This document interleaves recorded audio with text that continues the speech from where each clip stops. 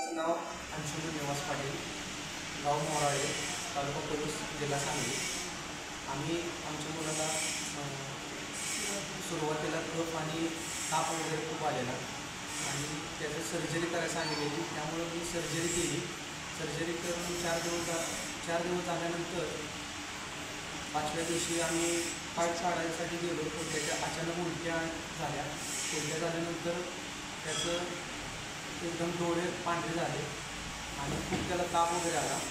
त्यातून आम्ही खूप घाबरलेलो. नंतर आम्हाला घाडगे सरांचं ट्रीटमेंट घ्यायला सांगितलं आणि प्राजक्ता मॅडम यांनी खूप आम्हाला सपोर्ट केला आणि खूप चांगलं ट्रीटमेंट झालं. आता आमचा मुलगा खूप चांगला झालेला आहे. आणि आमची बाळ बेशुद्ध अवस्थेत होतं, त्यामुळं आम्ही खूप घाबरलेलो.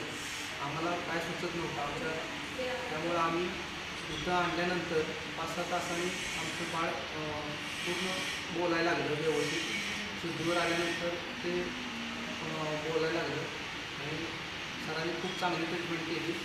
त्यात आम्ही खूप समाधानी आहे.